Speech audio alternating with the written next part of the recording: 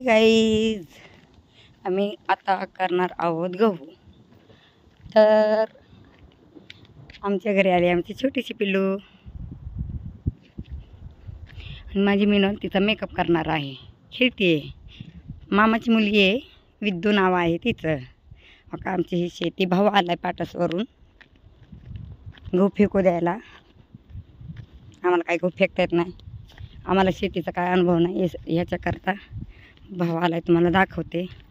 मग गव्हाच्या पिशव्या इथं ठेवल्यात आम्ही. मुलगा म्हणत होता मम्मी मला पण मामाला सांग गहू फेकू लागायला, मदत करू लागायला.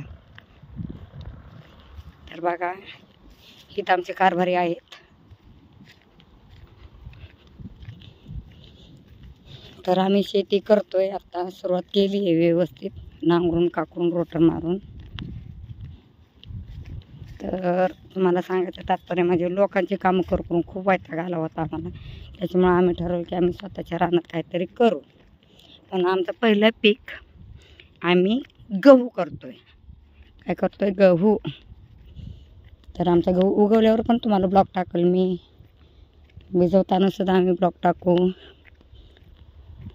तुम्हाला कसं वाटतंय ते मला कमेंट करून, लाईक करून, सबस्क्राईब करून मला कळवा. सांगायचं तात्पर्य म्हणजे स्वतःला घरात सुद्धा अन्न पाणी होतं खायला. आमच्या घरात अक्षरशः काय सुद्धा खायला नव्हतं गहू. त्याच्यामुळे भाऊ म्हणला तुम्ही गहू करा, 2 रुपये होतील तुम्हाला.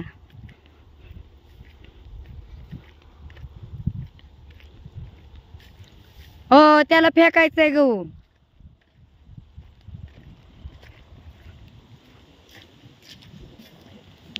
गहू फेकायचे काम चालू आहे. हा आमचा विशाल, माझा सक्का भाऊ. त्याला खूप अनुभव आहे शेतीचा, म्हणून तो गहू टाकायला आलाय. पाटसवरून आलेला आहे तो.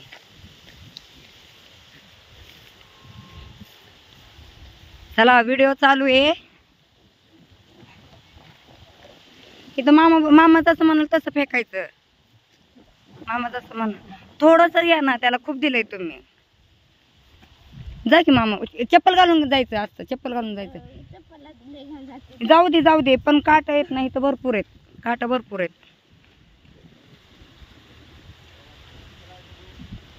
त्याला टाकायला शिकव विशाल, तो लय दिवसापासून मागा लागलाय गहू फेकायचंय म्हणून.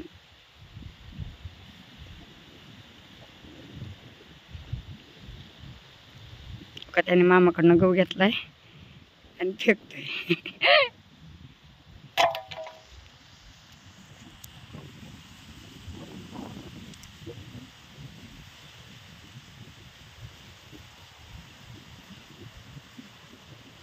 मामाकडनं शिकतोय तो गहू फेकायला. तर कसा वाटला आमचा ब्लॉग ते आम्हाला कमेंट करून सांगा.